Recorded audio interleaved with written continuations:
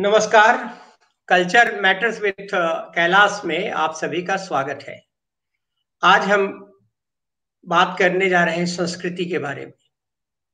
और जब हम संस्कृति की बात करते हैं तो मैं अपनी मातृभूमि और जो आज हमारी जो अतिथि है उनकी भी मातृभूमि मतलब विभा रानी की मातृभूमि और मेरी मातृभूमि मिथिला ले चलते हैं।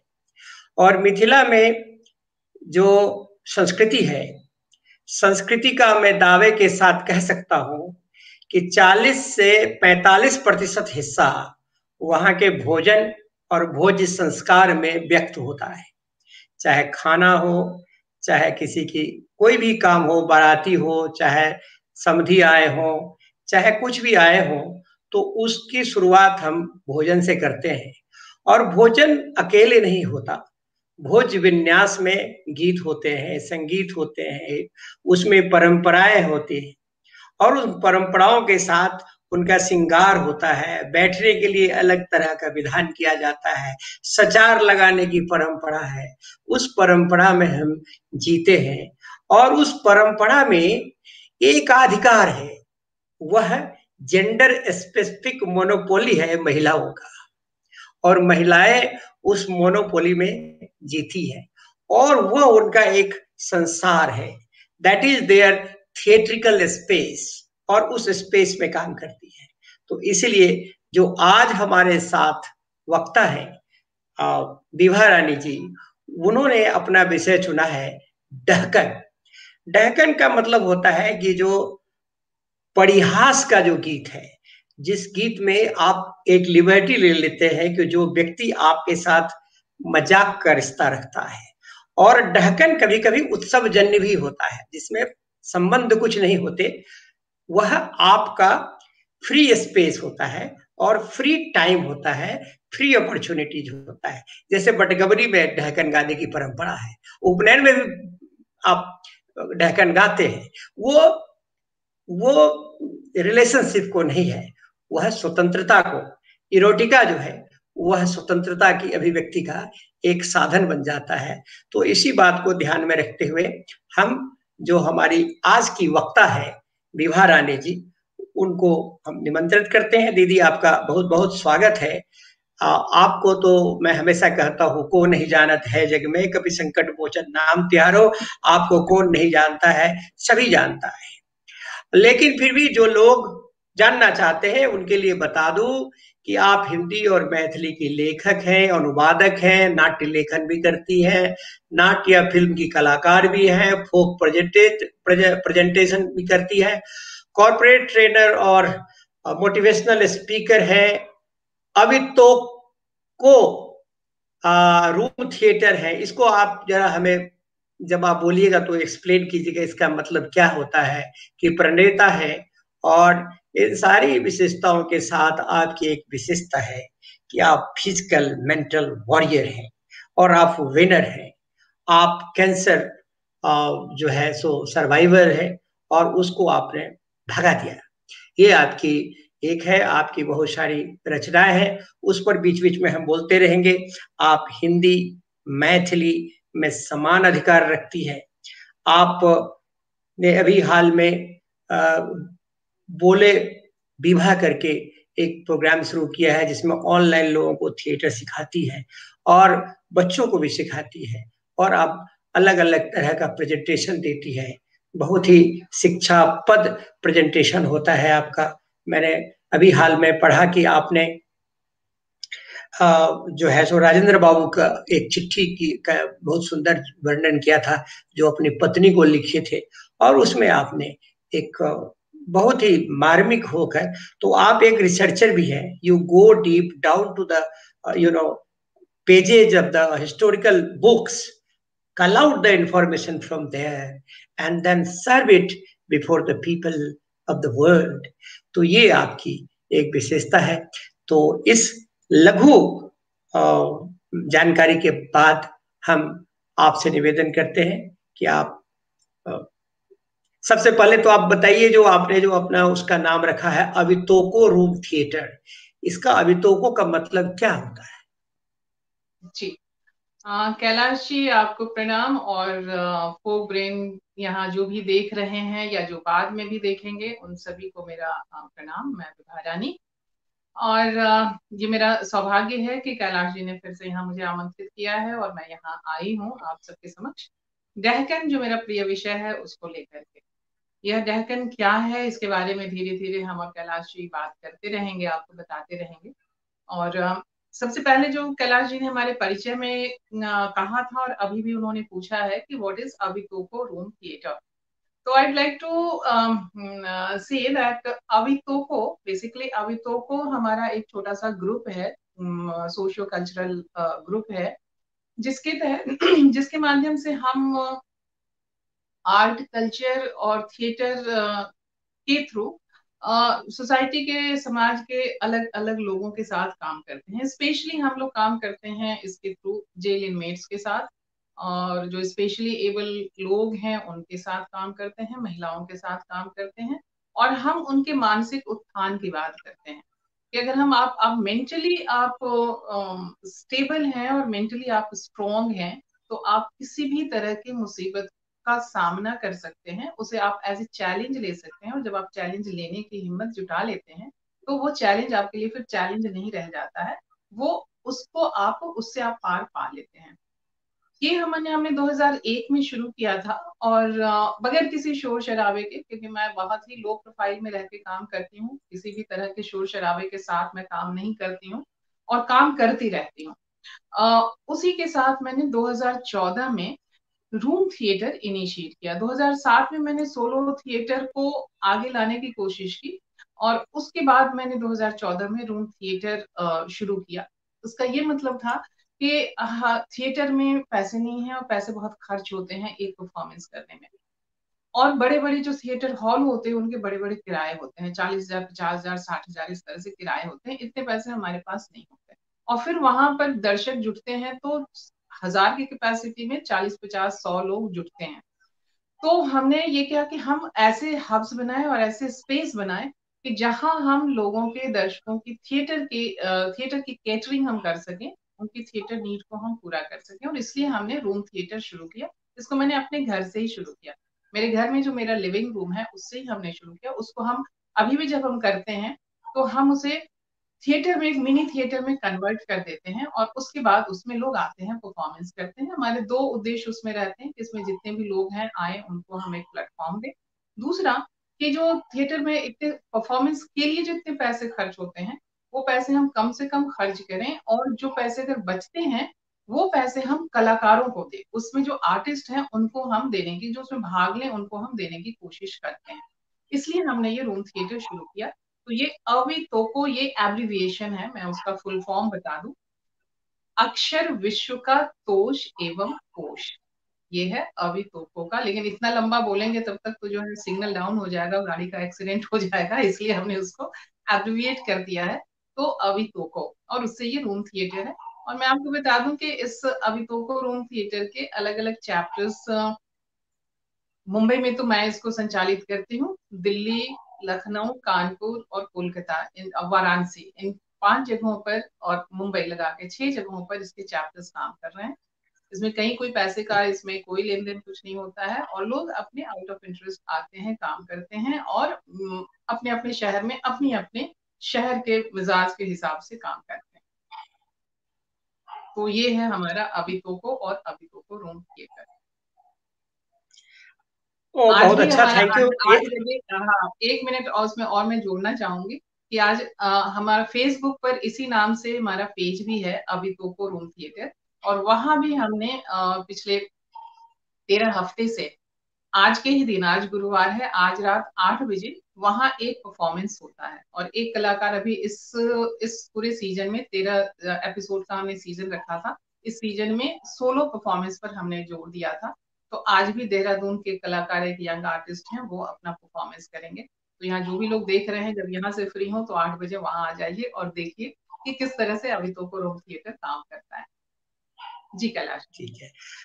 अब जो हमारे मिथिला हमारे मिथिला के हैं उनके लिए तो ठीक है, लेकिन जो बाहर के लिए है, जैसे मधु मेहता जी बोल रही है, भाभी भाजी कह रही है, तो वैसे लोगों के लिए आप बता दीजिए कि ये जो ढक्कन बला बला क्या बला है, और फिर हम खाने में चले। ठीक, देखिए दहकन मैथिली शब्द है, और दहकन का मतलब, दहकन एक तरह का कह लीजिए कि गीत गाने का एक तरीका है, एक एक फॉर्म है। जैसे हम कहते हैं सोहर है, बटगमनी है, झूमर है, उसी तरीके से दहकन एक फॉर्म है। दहकन का मतलब होता है बेसिकली, इसको हम कहते हैं कि गाली गीत गाना। अब मैं आपको ये बता दूं, और मैंने उसको अपनी तरह से सोचा कि दहकन का मतलब कि जिसको सुन करके आप बिल्कुल फूल की तरह दहक जाए, लाल फूल की तरह आप दहक जाए, वो है दहकन। आपके गालों पर एक लाली आ जाए खुशी की और मुस्कान की, वो है दहकन। और सिंप्लीफाई करने के लिए हमने इसको गाली गीत कहा है, इंग्लिश में हम इसे टीजिंग सॉन्ग्स कहते हैं। बेसिकली ये हमारी परंपरा, हमारी संस्कृति का हिस्सा है। कई लोगों को ये कंफ्यूजन होता है, तो सबसे पहले मैं उनका कंफ्यूजन दूर कर दूं कि गाली गीत का मतलब वो समझते हैं कि दिस इज अब्यूज, अब्यूजिंग, और दिस इज इंसल्ट और insulting. So I let me clear कि I am not going to insult you, I am not going to abuse you. But ये गाली गीत जो है, बेसिकली इसका मकसद है कि आमतौर पर ये शादी ब्याह के समय में गाया जाता है। और शादी ब्याह में आप जानते हैं कि तब अभी भी अरेंज मैरिज हमारे यहाँ अभी भी बिल्कुल फल फूल रहा है। तब अरेंज मैरिज जो होते थे उसमें केवल दूल्हे और दुल्हन ही अपरिचित नहीं होते थे, दोनों पक्ष एक दूसरे से अपरिचित हैं। अब जब आप अपरिचित अजनबी मिलते हैं तो आप बिल्कुल एकदम मुंह बिठाए, दांत पे दांत बिठाए, जबड़ा यूं ऐसे अकड़ करके और रखे रहते हैं। उसी को मेल्ट करने के लिए, जिसे हम मैनेजमेंट की लैंग्वेज में कहते हैं कि आइस ब्रेकिंग, तो that is the ice breaking, the process of ice breaking is called गाली गीत और डहकन और टीजिंग सॉन्ग्स। ये आपने नमक से इसको कैसे जोड़ा? जी, नमक से इसको मैंने इसलिए जोड़ा है कि देखिए ये नमक का मतलब क्या है, नमक आपके मुंह पर एक चटकारा लाता है, और नमक के बिना आपकी पूरी जिंदगी और आपका पूरा खान पान जो है वो अधूरा है। आप एक से एक स्वादिष्ट व्यंजन बना लें और नमक हटा दें तो उसमें आपको स्वाद नहीं मिलेगा।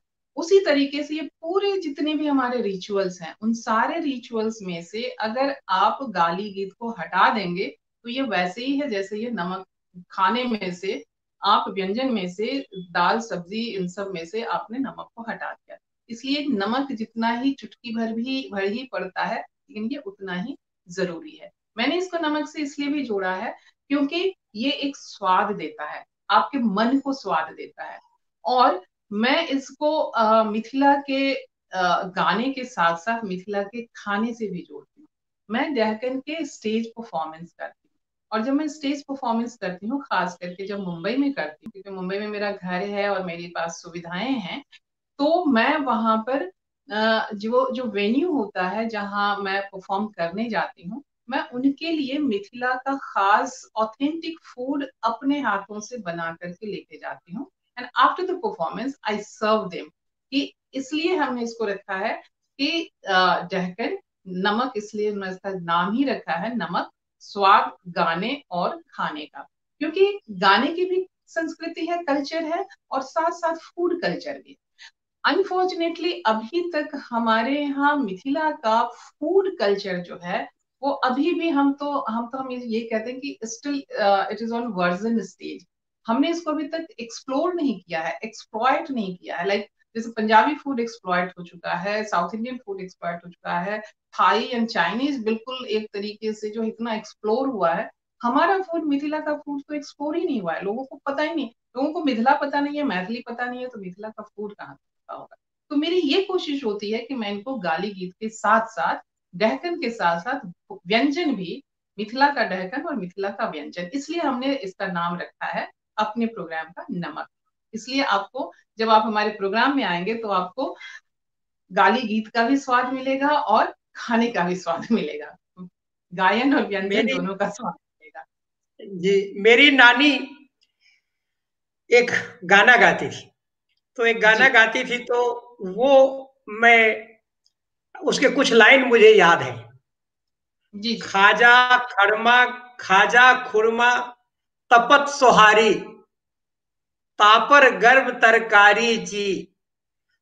हाँ। पूछू है दिया है सारी हमरों के गारी, हमले पैर पसारी जी। पसारी जी। कि, कि वो जो जीजा है वो बैठा है, और वो जो मिथिला का व्यंजन है, खाजा, खुरमा, गरम, सोहारी, सोहारी मतलब रोटी, और जी। दिया है सारी हमरों के गारी। वो सालिया उनको गाली दे रही है, और वो कहती है वो उस गाली में जो दर्शक है उनके लिए उस गाली में अपनत्व है। जो जो अतिथि है, पाहुन, वो गाली सुनने में आनंदित होता है।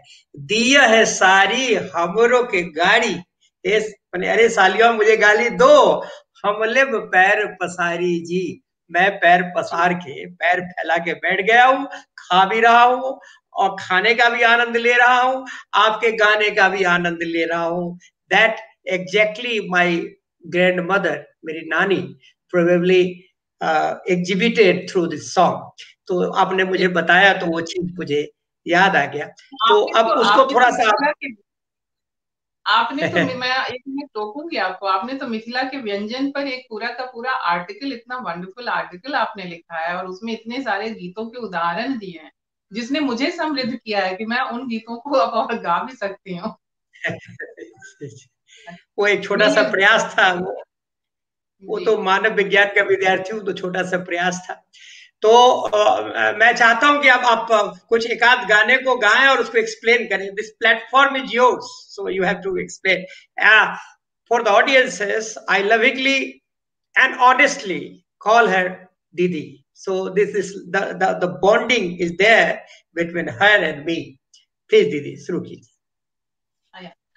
हाँ, तो कैलाशी जी, मैं इसके बारे में बता रही हूँ कि व्हाट इज दहकन। तो दहकन तो बेसिकली हम गाते हैं इसे शादी के समय में।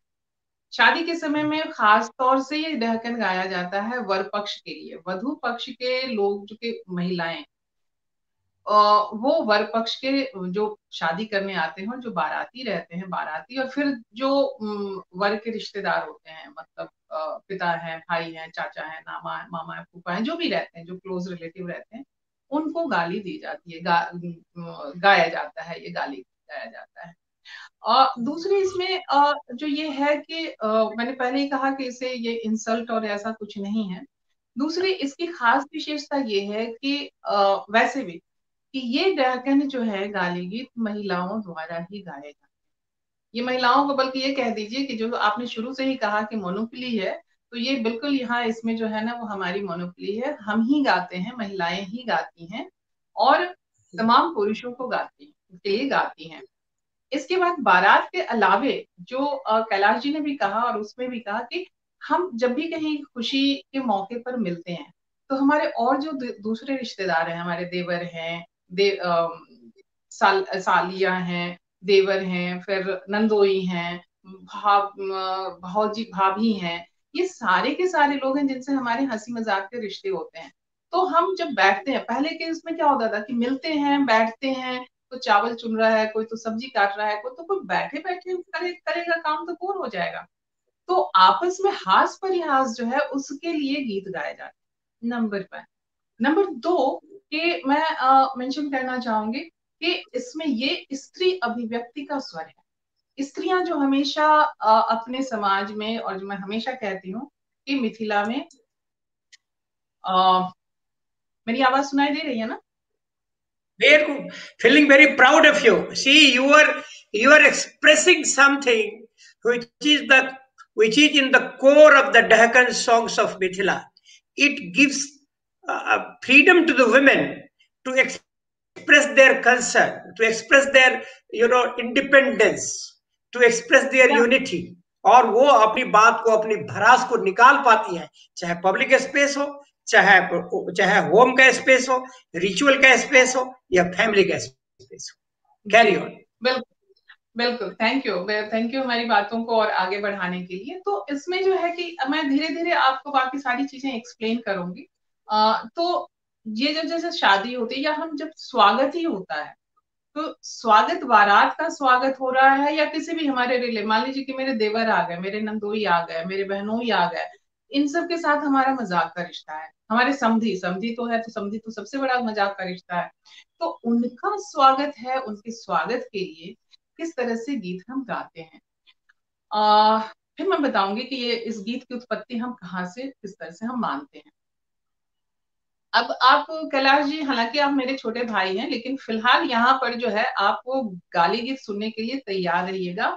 और गाली गीत की खासियत ये होती है कि इसमें पुरुष वर्ग का नाम लिया जाता है, और वो बड़े उत्सुक होते हैं, कान खोल करके बैठे रहते हैं कि मेरा नाम लिया गया कि नहीं। तो यहाँ इसमें जो अगर चाहेंगे कि मेरे नाम से गाली गाई जाए, तो वो अपना नाम भी यहाँ दे दीजिएगा, तो कैलाश जी हमें बता देंगे, हम उनके नाम से गाली गा देंगे।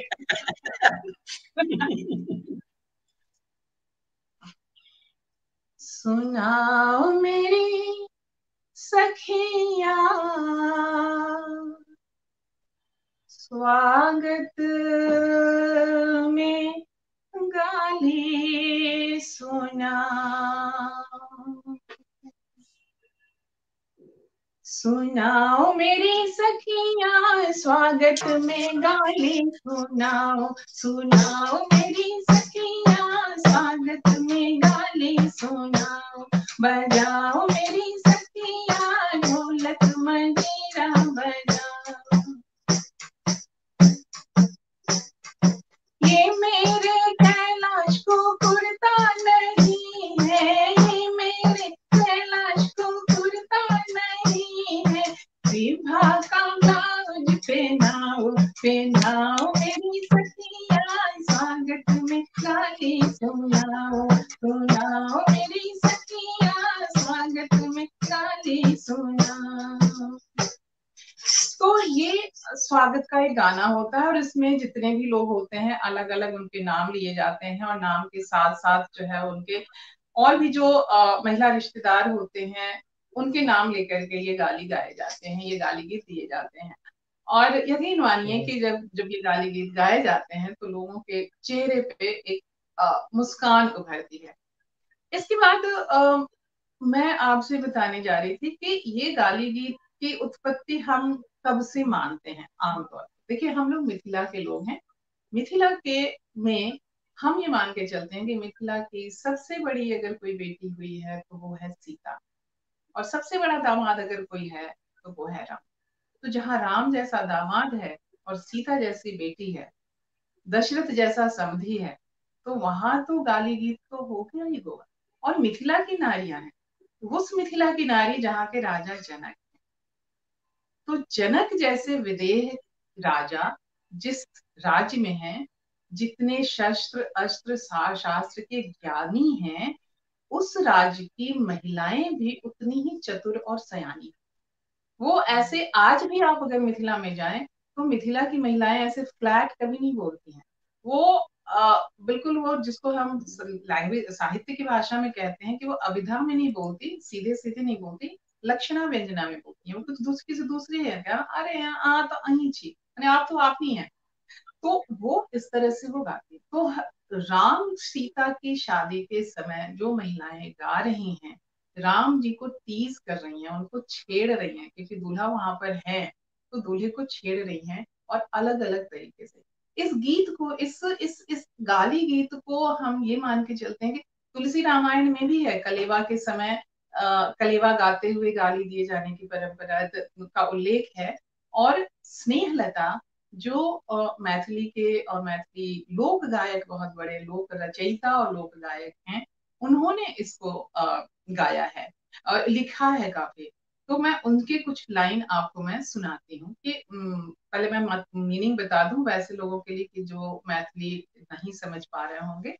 तो उसमें ये है कि राम सीता की शादी हो रही है, मिथिला की नारियां उनको टीज कर रही हैं, और टीज करते हुए वो उनसे पूछ रही हैं कि भाई हमने तो बड़ी अजीब बात देखी है, ऐसी अद्भुत और ऐसी आश्चर्यजनक बात को, इतनी इतना इलॉजिकल अनसाइंटिफिक बात तो मैंने आज तक कहीं नहीं देखी।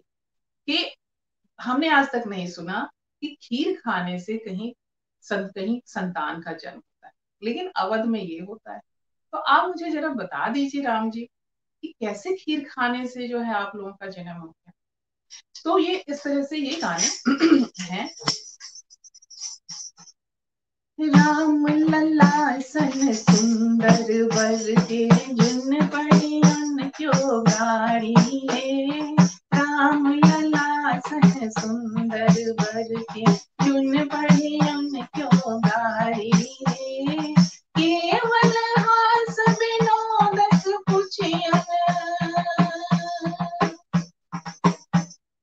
केवल हास विनोदस पूछियन उचित कथा दुचारी है। राम लला सन सुंदर वर के। क्या पूछना है वो ये कहते हैं, सुन सखी एक अनुपम घटना जुगत लागत भारी है। सुन सखी एक अनुपम घटना जुगत लागत भारी है। खीर खाए बालक जनमावल, खीर खाए बालक जनमावल अवधपुर के नारी। राम लला सन सुंदर वर के जुन पड़ी उन क्यों गारी। राम लला सन सुंदर वर के। इसमें और भी वो कहते हैं कि स्नेहलता जी कहते हैं कि भाई जाने दो बेचारे राम जी को, जाने दो बेचारे दूल्हा हैं, इनको इतना जो है वो आप मत परेशान करिए, बस इनको अवधपुरी जाने दीजिए, लेकिन इनसे जो है आप एक वादा ले लीजिए कि जब ये अवध लौटेंगे तो अपने बदले में अपनी माँ को यहाँ भेज देंगे। तो ये इस तरह के स्नेहलता ने लिखा है, ये गीत उन्हीं का लिखा हुआ था जैसे मैंने यहाँ गाया है। तो वहां से हम गाली गीत की परंपरा की शुरुआत मानते हैं, और इसलिए हम ये मान करके चलते हैं कि हर बेटी जो है मिथिला की वो सीता है, हर दामाद जो है वो मिथिला का वो राम है। और इस राम और सीता के इस गीत और उसके बाद जो है, तो फिर जब शादी होने के लिए आती तो हर रस्म में अलग अलग गीत होते हैं। अब जैसे हमारे यहाँ जब ये शादी होती है, ये स्वागत तो हमने आपका कर दिया कि जैसे बारात आती है तो बारात का स्वागत हमने आपकी शुरुआत में हमने कर दिया। अब इसके बाद जो है ये गीत किस तरह से स्त्रियों की अभिव्यक्ति का स्वर बनता है वो इसमें आपको बता दूं कि पहले, अभी भी, मैं तो अभी भी कहती हूँ, अभी भी आप देखेंगे तो स्त्रियों को घूंघट में रखा जाता है, अभी भी ढेर सारा पर्दा है, अभी भी स्त्रियां अपने मन से कहीं किसी मोहल्ले में भी नहीं जा सकती हैं, बाकी जगहों तो जाने की छोड़ दीजिए। तो वैसे समय में ये शादी ब्याह ही एक मौका आता था जहां वो गीतों के माध्यम से अपने आप को अभिव्यक्त कर रही। अब गीतों के माध्यम से उनकी आवाज तेज भी होती है, ऊंची भी होती है, तो पुरुष वर्ग जो है वो रहते अच्छा ठीक है गीत गाय रहल छथिन, अच्छा गावत दियो मतलब गीत गा रही है गाने दीजिए, तो वो ओवरलुक कर जाते हैं। नहीं तो अगर ऐसे वो बोले तो कहते अरे फलना वाली इतना जोर से वो बोल रही है, इतनी जोर से बोली, इतनी जोर से कहीं औरतें बोलती हैं। लेकिन गीत अगर गा रही हैं तो ये गीत गाने का जो है ये उनका एक कथारसिस है, उनकी उनकी अभिव्यक्ति का एक स्वर है। और टीजिंग सॉन्ग्स तो है, तो टीजिंग में उनका उनकी उनकी अपनी खुशी जो है वो निकल के आती है। अब जैसे हम कन्या निरीक्षण एक रस्म होती है, उस कन्या निरीक्षण में ये होता है कि सारे बाराती रहते हैं, और बारात जो है लड़की को, जो दुल्हन है, दुल्हन को मंडप पे बुलाया जाता है और उसको सारे जेवर गहने और ये सब चढ़ाए जाते हैं। ये रस्म जो है, चढ़ाने की रस्म जो है वो जेठ करता है, जिसे हमारे यहाँ भैंसुर कहते हैं, लड़के का, दूल्हे का बड़ा भाई। तो जब वो आता है मंडप पर और सारे लोग वो आते हैं, तो जब सारे लोग आते हैं तो जैसे ही लोग आने लगते हैं तो उनको गाली देनी शुरू हो जाती है, गाली गीत के माध्यम से। देखिए कैसे गाली गीत के माध्यम से शुरू होता है कि वो कहते हैं कि ये मेरा समधी जो है इसकी बड़ी बड़ी टांगे हैं और उस टांग से वो मेरे मड़बे पे आ रहा है, तो उसकी टांग को काटो और भगाओ यहाँ से। ये मेरा जेठ जो है ये इतनी बड़ी बड़ी आंखें हैं, इतने मड़वे को देख रहा है, और भगाओ इसे, इसकी आंख फोड़ो, भगाओ इसे यहाँ से। ये मोरा समधि के बड़े बड़े टांगरे, ये मोरा समधि के बड़े बड़े टांगरे, कोई टांगे धांगलाना मारे वाला मारे रे कोली टांगे धांगलाना मारे महा मारे रे पारू पर काटू इनके सीना से भगाऊ रे मारू पैर काटू इनके सीना से भगाऊ रे। जीवन चढ़ाने की जो रस्म होती है उस समय तो भयंकर ढंग से जेठ को गाली दी जाती है, भैंसुर को गाली दी जाती है। और कैसे गाली दी जाती है, कैसे गाया जाता है उनके लिए, ये मैं आपको सुनाती हूँ। तो कहते हैं कि साड़ी इनको दी मैंने कि भैया दुल्हन को चढ़ाओ, तो ये खुद ही पहन लिया और खुद पहन करके छम छम करके नाच रहे हैं। दही दिया इनको कि भाई दही का तिलक लगाओ दुल्हन को, तो ये चाट गए। तो ये सब सारी चीजें जो है इतने मजेदार ढंग से ये गाया जाता है। साड़ी दलिया चढ़ावे लागी, साड़ी दलिया चढ़ावे लागी, तेन ले गई भैंसुरा अरे छम छम नाचे भैंसुरा अरे नटुआ मिल गई भैंसुरा अरे गजरा मिल गई भैंसुरा ऐसन सुंदर गौरा के चुचुंदर मिल गई भैंसुरा ऐसन सुंदर गौरा के चुचुंदर मिल गई भैंसुरा अरे बंदर मिल गई भैंसुरा माँ चंदर मिल गई भैंसुरा कालंदर मिल गई भैंसुरा। तो इस तरह से गाली उनको जो है वो दिया जाता है। और ये आपको मैं फिर बताऊं कि लोग कान खोल करके सुनने के लिए उत्सुक रहते हैं कि हाँ मेरा नाम आया कि नहीं, गाली दी गई कि नहीं। और महिलाएं भी जैसे वहां पहले तो पर्दा दे करके महिलाएं अंदर बैठती थी और बाहर बाराती लोग जो है वो मंडप पर आंगन में बैठते थे। तो कोई ना कोई एक डिप्यूट रहता था कि वो आकर के महिलाओं को बताते थे हाँ जेवर चलने चढ़ने की का जो है कि उसकी रस्म शुरू हो गई है। तो फिर महिलाएं जो है ये गीत गाने लगती थी। उसके पहले और दूसरे गाने और ये सब सारी चीजें जो है बेटी की शादी के गाने वो बजते रहते थे, गाती रहती थी। तो ये इस तरह से है कि और एक एक रस्म है। इसके बाद जो है कि ये लोग चले गए तो फिर दूल्हा आता है। दूल्हा आता है तो कैलाश जी अब इसके बाद आप कुछ शायद कुछ पूछना चाहते हैं तो उसके बाद फिर हम आगे बात करेंगे।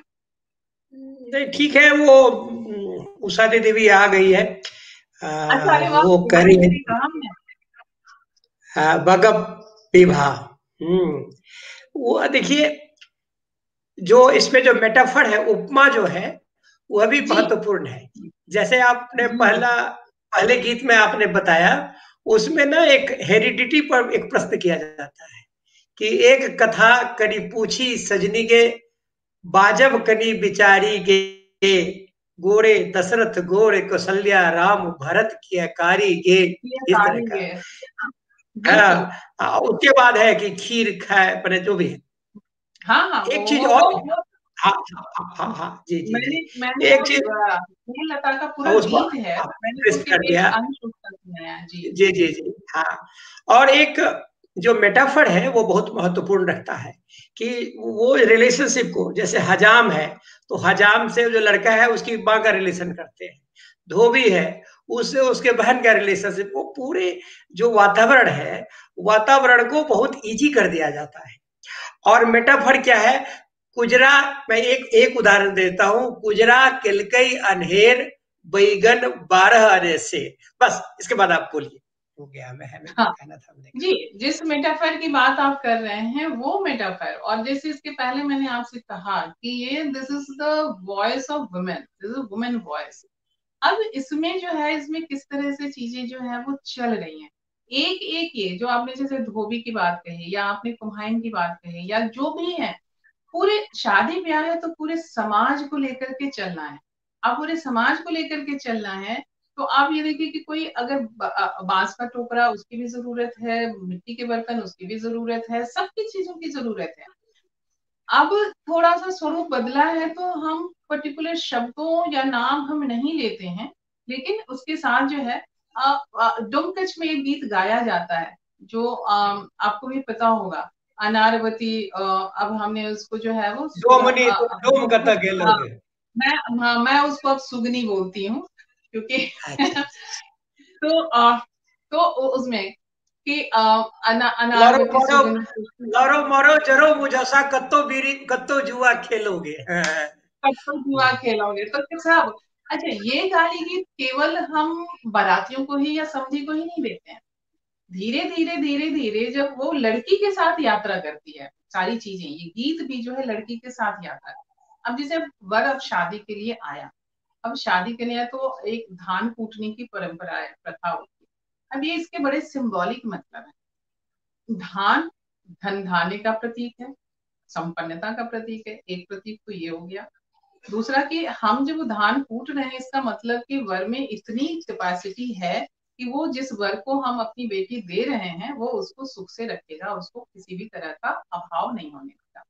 तीसरी चीज जो है उसका एक बहुत ही सिंबॉलिक, जो सेंसुअल सिंबॉलिक है, वो ये है कि हम आमतौर पे भी ऐसे भी कहते हैं कि धान से चावल भागले। तो धान से चावल भागले का मतलब ये हो गया कि धान धान से लड़की जो है, लड़की और लड़के अब वो युवा हो गए हैं और अब वो अपने गृहस्थ जीवन में आप शादी के बाद प्रवेश कर रहे हैं। तो ये इन सारी चीजों का एक सिंबल होता है। अब इसको जोड़ते हैं हंसी मजाक के साथ, और फिर महिलाएं जो है वो जब दूल्हा आता है, और ये इसको उठंगर कहते हैं। ये जब ये जब विध होती है, ये रस्म जब होती है, तो उसमें लोग वो गाते हैं बड़ी मजेदार तरीके से। धान कूटा हो दुल्हा, धान कूटा हो, धान कूटा हो दुल्हा, धान कूटा हो, अपना मारिया के ओखरी में धान कूटा हो, अपना मारिया के ओखरी में धान कूटा हो। धोती पहना हो दुल्हा, धोती पहना हो, धोती पहना हो दुल्हा, धोती पहना हो, बजजवा तो हर चाचा दुल्हा, धोती पहना हो, बजजवा तो हर चाचा दुल्हा, धोती पहना हो। मतलब दूल्हे के साथ भी, दूल्हा मतलब चूंकि राम जी को हमने टीज किया, राम जी के साथ हमने हंसी मजाक किया, तो दूसरे दूल्हे को हम कैसे छोड़ दें। तो उनके साथ भी ये हंसी मजाक जो है वो किया जाता है। दूसरे कि हमने फिर से यही कहा कि ये स्त्री की अभिव्यक्ति का स्वर है, स्त्री की यौनिकता का स्वर है। कैसे ये विमेन सेंसुअलिटी का सब्जेक्ट बनता है, वो इस तरह से कि अभी भी आप देखेंगे कि शादी हो गई, दुल्हन घर आ गई, दूल्हा जो है वो कमाने के लिए परदेश। अब वो कभी साल 2 साल पर छठेंगे समाज में वो आएगा। तब की प्रथा, पर्दा प्रथा इतनी थी कि दूल्हा जो है या पुरुष जो है वो भी अपनी पत्नी को देख भी नहीं सकता था। वो रात में गए छुपे हुए जो है वो पत्नी से मिलने के लिए गया और मुंह अंधेरे निकल के आ गया। तो पत्नी को भी नहीं पता चलता था कि मेरा दूल्हा कौन है, और पति को भी नहीं पता चलता था कि मेरी दुल्हन कौन है। अब ऐसी स्थिति में जो एक विमेन सेंसुअलिटी है, जो फीलिंग्स है, उस फीलिंग को हम कहाँ से निकालेंगे, तो हम इन गीतों के माध्यम से निकालें। हमारे यहाँ बहुत से लोग इस बात का इल्जाम देते हैं कि अरे बट निखित निखित गायर सब पढ़े छे, ठीक छे, गायर पढ़े छे, गायर गवे छे। हम भी ये मानते हैं कि हर चीज में, हर उत्थान का एक जो है एक अवसान और एक उसका डिग्रेडेड रूप जो है वो आता है। गाली गीत में भी जो है वो उसका एक डिग्रेडेड रूप आया है, एक उसका डिवैल्यूएशन आया है, एक उसमें वल्गैरिटी आई है। I know, I understand, but मेरा कहना यह है कि अगर हम गाली गीत, अगर हम उस वल्गैरिटी के साथ भी गाते हैं, तो माइंड इट कि हम एक ओकेजन पे गाते हैं। उस ओकेजन वो गया, खत्म हुआ, उसके बाद वो गीत चला गया, उसको हम दोबारा नहीं गाते। कम से कम हम जो दिन रात सड़कों पर और इधर उधर जो हम दिन रात सुनते रहते हैं, इतने इतने गालियों वाले सही सही आप तो वचन सुनते रहते हैं, उससे तो मैं मान के चलती हूँ कि चलिए एक बार उन्होंने गा लिया, अपने मन की भड़ास निकाल ली, किस्सा खत्म। दिन रात तो नहीं सुनना पड़ता। हालांकि मैं इसकी कहीं वकालत नहीं कर रही हूँ कि आप वल्गर गाली गीत गाइए, लेकिन मैं उसको इस हिसाब से जोड़ती हूँ कि हमें जो दिन रात गालियां सुनने को मिलती हैं, उससे तो बेहतर है कि आप एक दिन एक मौके पर गाली सुन लेते हैं और चले जाते तो ये उनकी एक ये। दूसरी उनकी विमेन सेंसुअलिटी इसमें प्रकट होती है कि ये विमेन सेंसुअलिटी जब पति नहीं है और पति आता है, उसके बाद भी जो है आपस में मिलने की इजाजत नहीं है। यहाँ तक कि पत्नी लड़की शादी करके आई है, अपनी माँ के घर तो ना जो नखरों में पली हुई लड़की रहती है, चाहे जिस भी स्थिति का हैसियत का पिता हो, वो अपने हिसाब से हर सुख सुविधा अपनी बेटी को देता है। लेकिन यहाँ आते के साथ ही उसका कन्वर्शन जो है अजीब हो जाता है। पहले घर के पुरुष खाएंगे, फिर घर की बड़ी महिलाएं खाएंगी, बच गया तो खाओ, नहीं तो अचार रोटी खाओ, दाल नमक रोटी खाओ, नमक भात खाओ, कुछ भी खाओ। ऐसे में जो महिलाओं की स्थिति है, उसकी अपनी जो कामना है वो निकल के आती है। और वो फिर वो शादी के बाद जो है, मैंने पहले ही कहा कि ये स्त्रियों के साथ चलता है। तो शादी के पहले तक स्त्रियां हैं, उसके बाद शादी के बाद लड़की अपनी ससुराल जाती है, और ससुराल में उसका सामना जो है सबसे ज्यादा किससे होता है? तो सास है और ननद है। तो वो सास और ननद के बीच में वो अपने जीवन गुजारती है। वहां पे उसके जो अभाव है, वहां पे उसकी जो चीजें हैं, उनका वो बयान करती है, उनके बारे में वो बताता, अपनी कामनाओं के बारे में बताती है। जी कैलाश जी। और मैं कुछ कहना चाह रहा था, तो हमारे एक मित्र, क्या बड़े भैया हैं, डॉक्टर संजीव कुमार सिंह, वो लिख रहे हैं कि दोनों ही पक्ष, वर वधू में वरक्षा, जिसे रोका कहा जाता है, के बाद ही गीत गान शुरू हो जाती, और स्वाभाविक है उसमें चपल चपलता और गाली तो सिंगारी का आकर्षण होता है, इसीलिए शादियां सरस और सहज हो जाती है। गीत तो समसामयिक मानसिकता को उजागर करता है ताकि जीवन गतिशील बना रहे।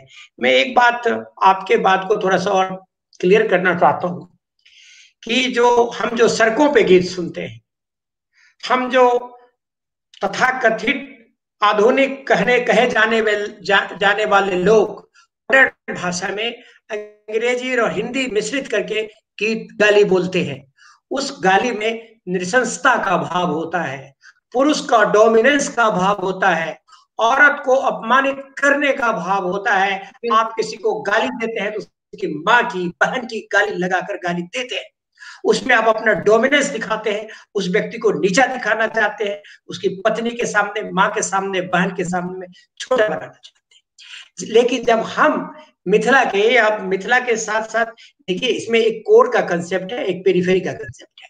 कोर है मिथिला, लेकिन धीरे धीरे मिथिला से आप जाएंगे तो मगध में भी ये परंपरा है, मिथिला से जाएंगे तो ये अवध में भी परंपरा है। अवध में जो जीवनार होता है, और जीवनार के समय में गाली गीत वहां परंपरा है। जीवनार मतलब जो खिलाते हैं, तो उसमें गाली गीत की परंपरा है।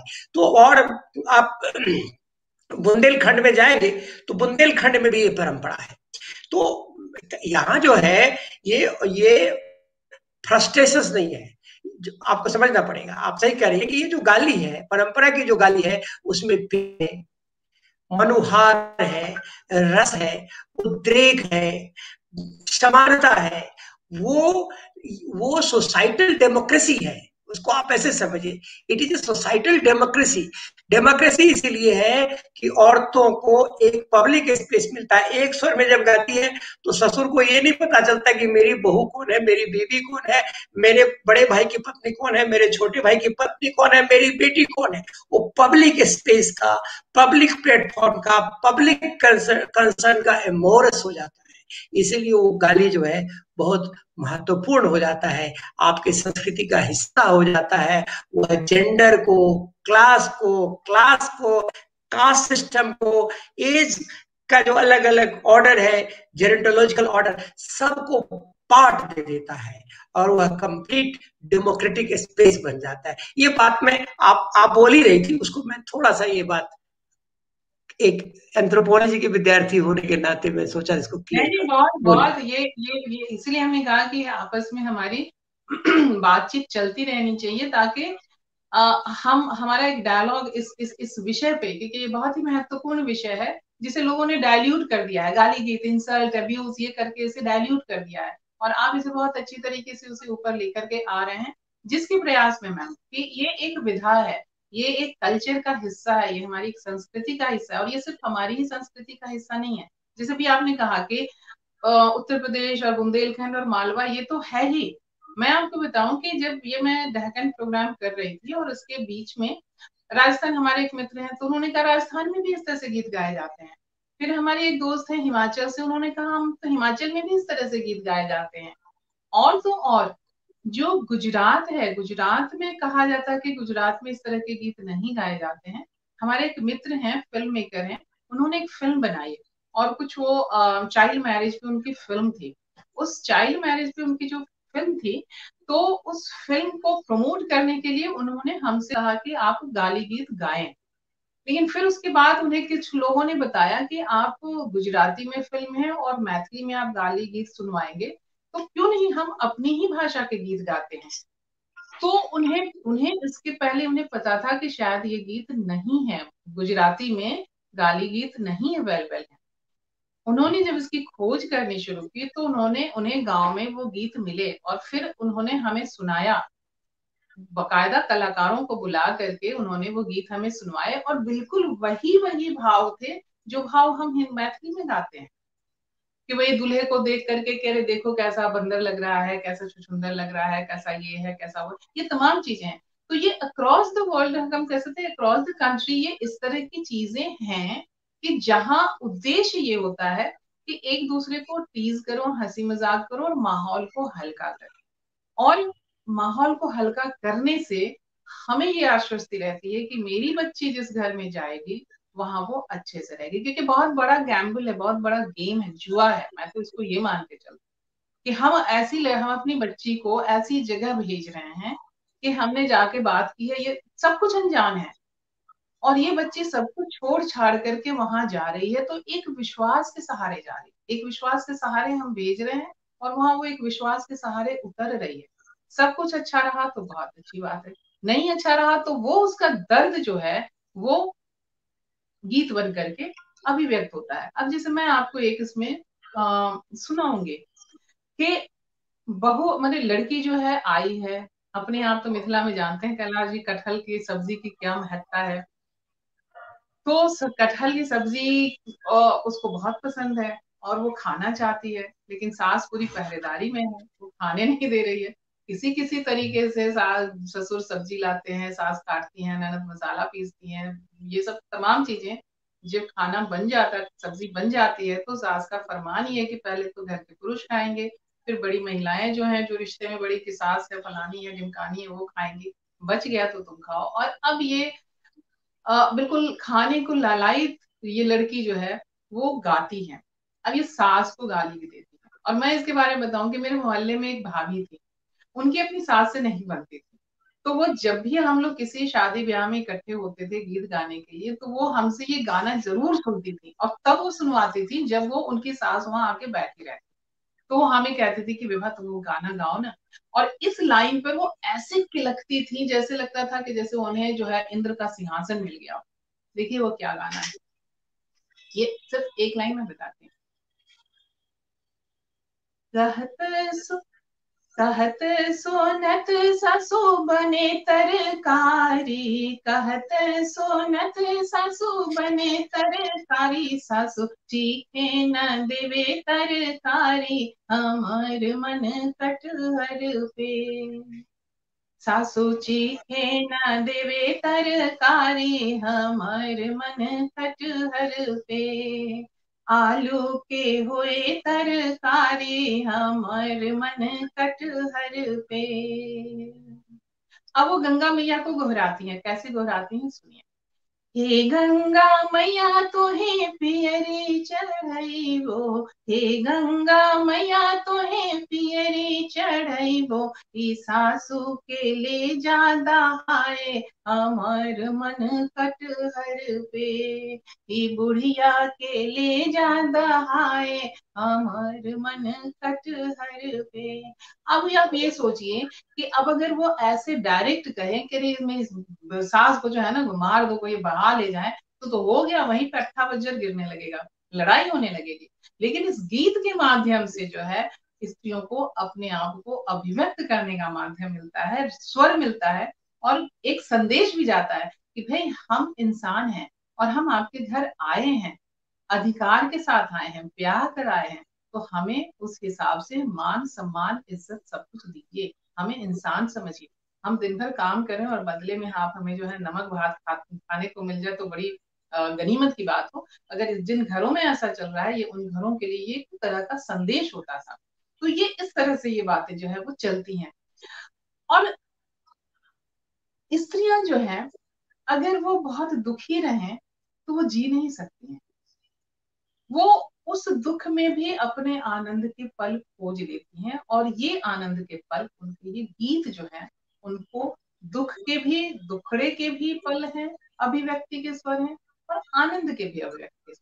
और टीजिंग तो जो है कि हमने आपसे कहा कि जिनसे मजाक के रिश्ते हैं वो तो हैं ही, यहाँ तक कि वो अपने पति को भी टीज करती हैं, हस्बैंड को भी टीज करती हैं। बहुत पॉपुलर गीत है जो, जिसकी 2 लाइन मैं आपको ये सामने मैं गाना सुनाऊंगी, और उसके बाद मैं आपको अपना अपना एक गीत सुनाऊंगी।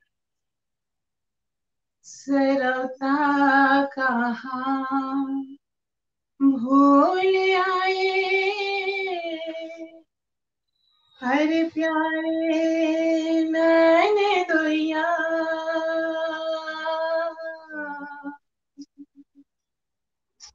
सरता कहाँ भूल आए प्यारे नैने दोया, सरता कहाँ भूल आए प्यारे नैने दोया।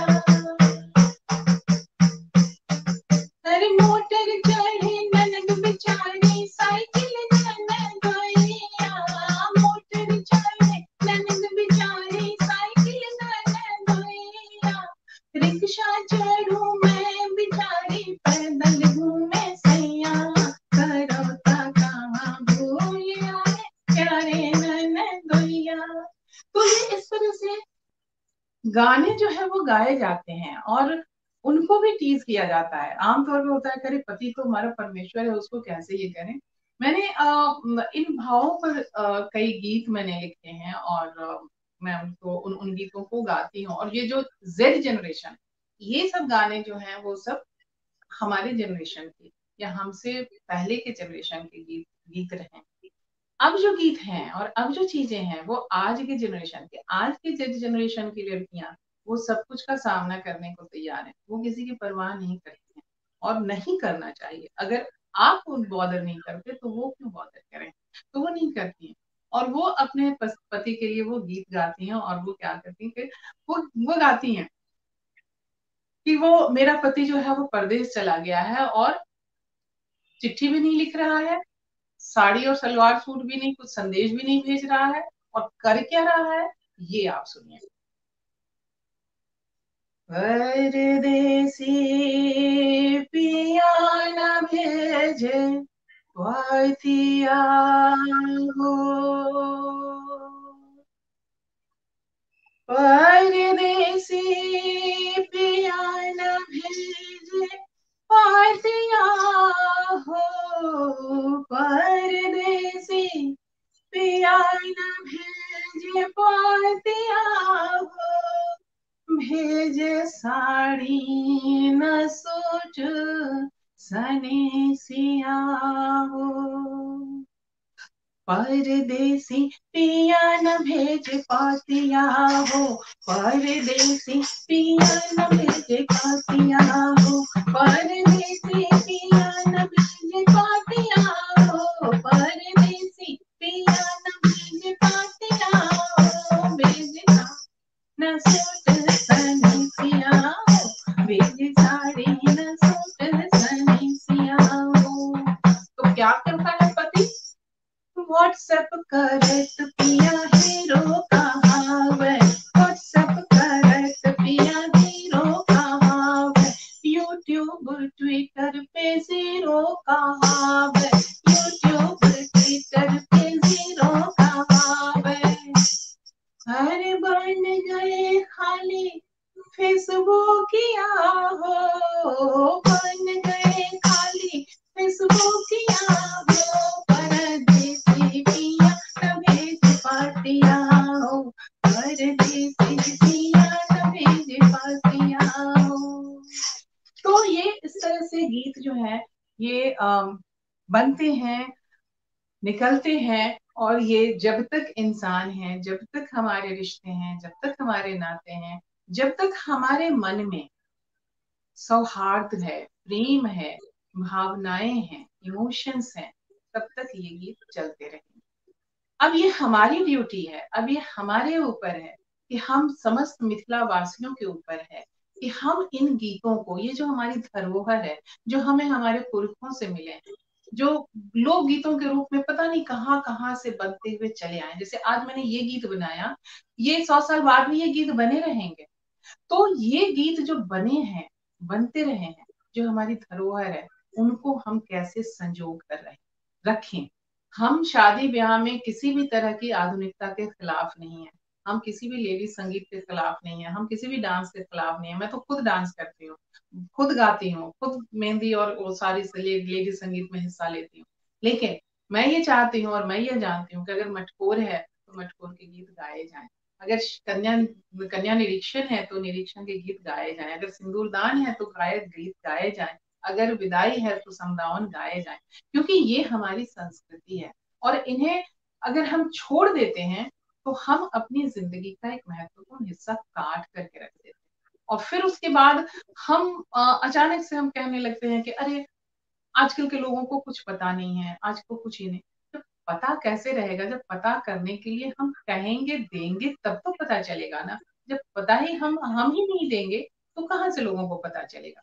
तो ये इस तरीके से ये है। और मुझे लगता है कि हमारा समय जो है वो खत्म भी हो रहा है। और मैं कैलाश जी से पूछूंगी कि कैलाश जी, और आप अगर कुछ पूछना चाहते हैं, या और अगर हमारे यहाँ दर्शक अगर कुछ पूछना चाहते हैं, कुछ जानना चाहते हैं, तो उनका स्वागत है। नहीं, सही बता रही थी आप। और हमारे पास है शिल्प गुरु राजेंद्र गोंदवाल जी, आप हरियाणा से हैं, और वो कह रहे हैं कि हरियाणा में भी होते हैं ऐसे गीत, हरियाणा बिल्कुल में इन्हें सीठने कहते हैं, सीठने के गीत।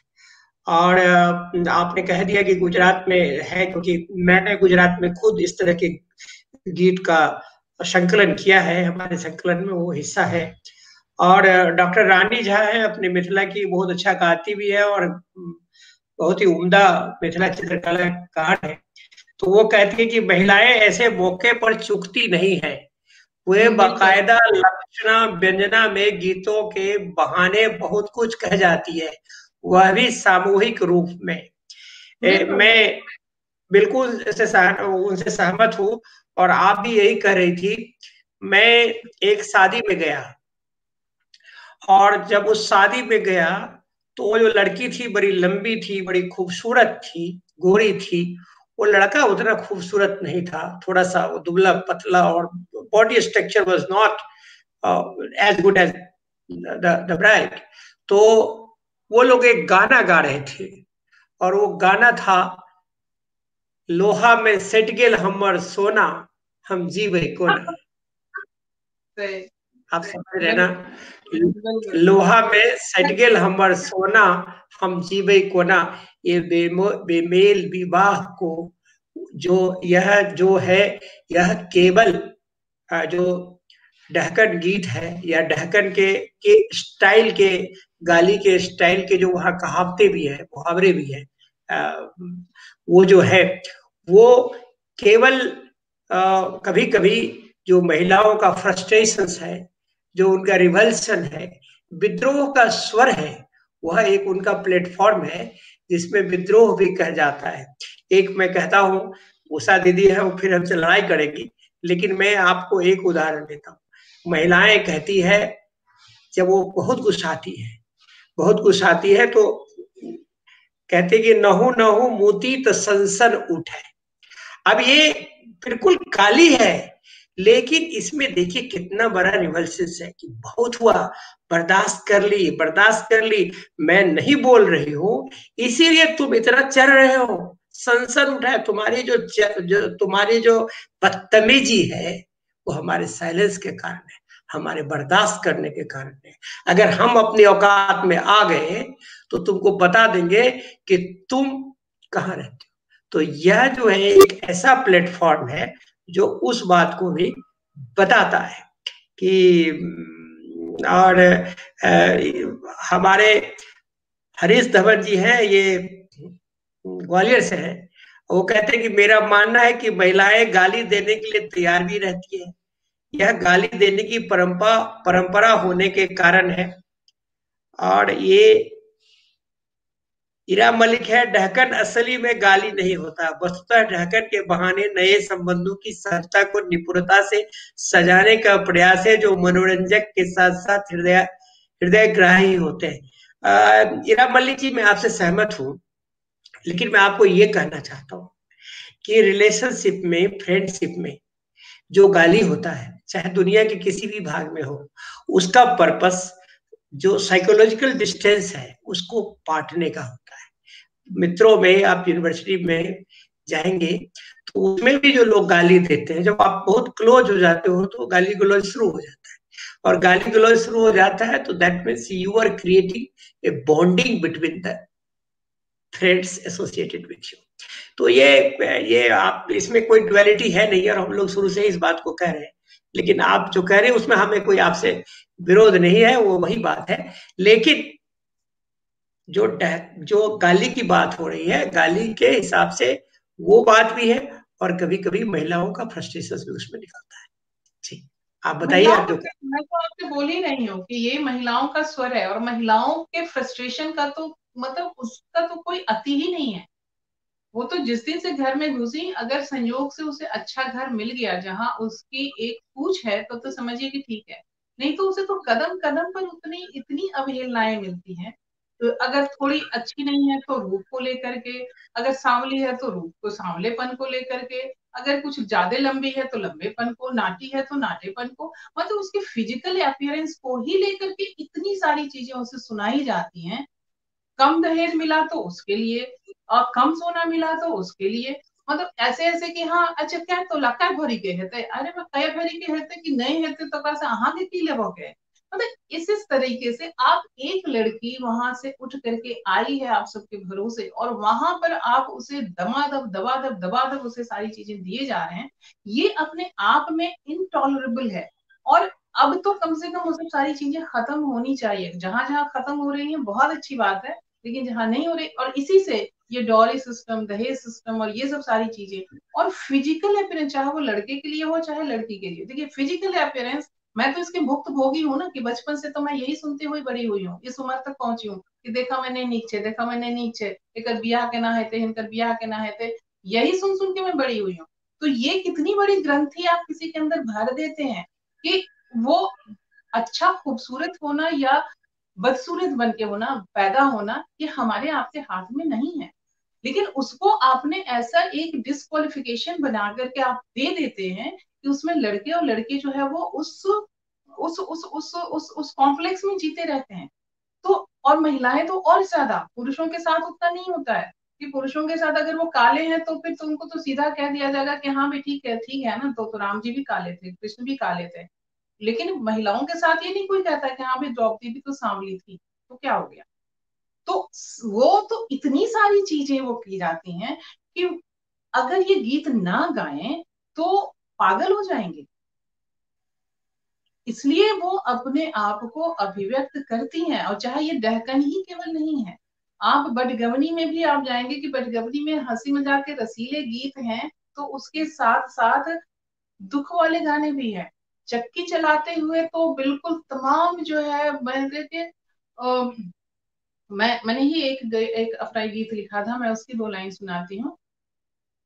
मोर पिया बसे परदेस गे माई, ना जइबो ससुरा, मोर पिया बसे परदेस गे माई, ना जइबो ससुरा, सासु मोरा मारे ननद छोन कावे, सासु मोरा मारे ननद छोन कावे, अगोतनी पढ़े बरगारी गे माई, ना जइबो ससुरा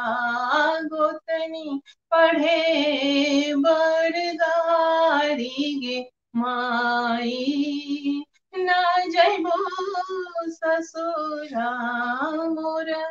तो कहने का ये मतलब है कि पिया चला गया परदेश तो उसके लिए भी उसी को दोष, और तमाम सब चीजें जो है वो उसके लिए।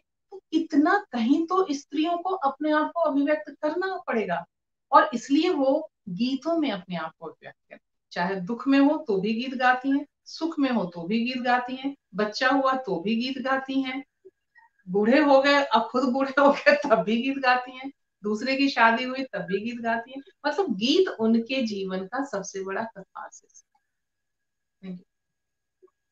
मैं आपको एक छोटा सा उदाहरण देना चाहता हूँ। कभी कभी होता क्या है कि हम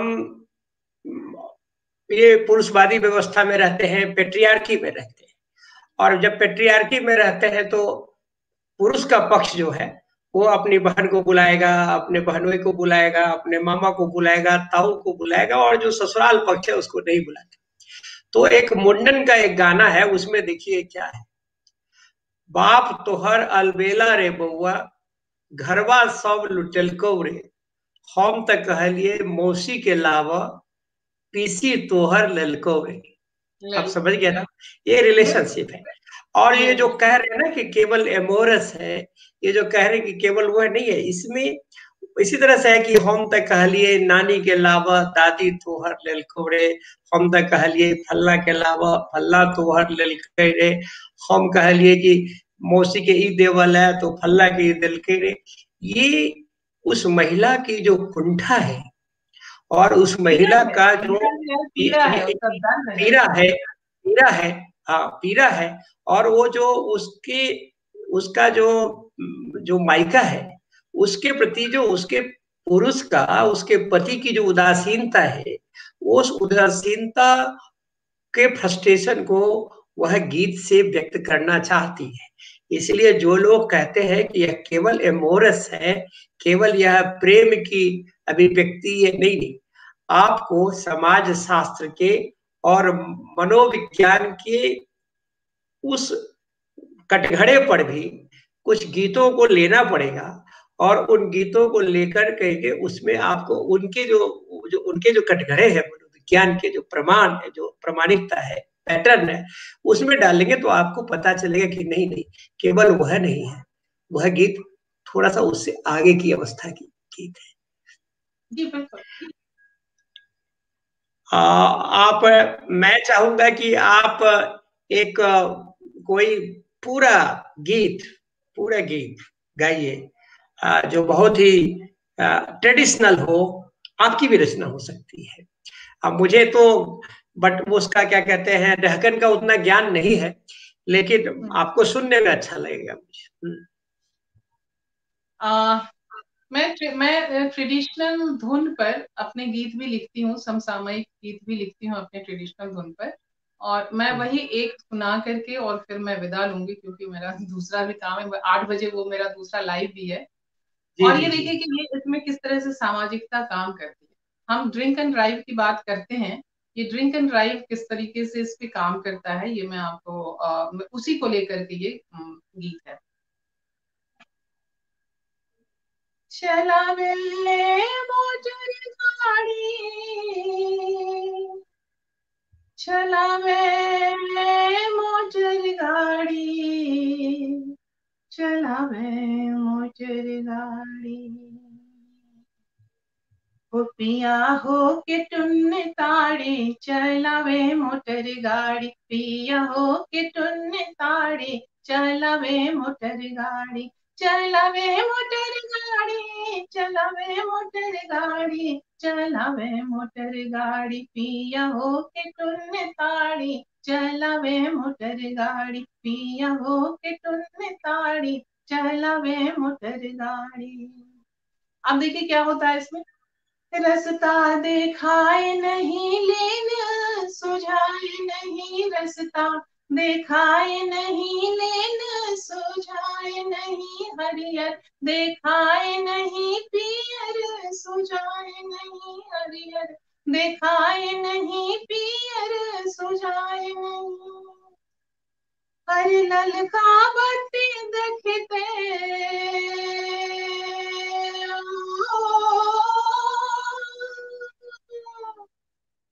हर ललका बत्ती देखते हाक देवे गाड़ी पिया हो के टुन ताड़ी, चलावे मोटर गाड़ी पिया हो के टुन ताड़ी। और उसकी बात है, रोके जे मामा ठान देवे राड़ी। हमारे यहाँ मुंबई में ट्रैफिक पुलिस को मामा लोग कहते हैं। तो जैसे दूसरा दिखाया तो उसको कहता है मामा आ गया, मामा ने पकड़ लिया। तो रोके जे मामा ठान देवे राड़ी, हम ही अडानी छी हम ही अंबानी, हम ही अडानी छी हम ही अंबानी। अरे फाइन के पर्ची पे हर लाइसेंस जब्ती पे, हर लाइसेंस जब्ती पे फाइन के पर्ची पे, अरे मारा मारी पिया हो के टुन ताड़ी, चलावे मोटर गाड़ी पिया हो के टुन ताड़ी। और इसके बाद संदेश है, सभक घर पे बाट जो है पोता दिया, सभक घर पे बाट जो है पोता दिया, लेन छोड़ो लाइन पालो जान बख्शो सबके पिया। सबक घर पे बाट जो है पोता दिया, लेन छोड़ो लाइन देखो जान बख्शो सबके पिया। हर जिंदगी अनमोल है,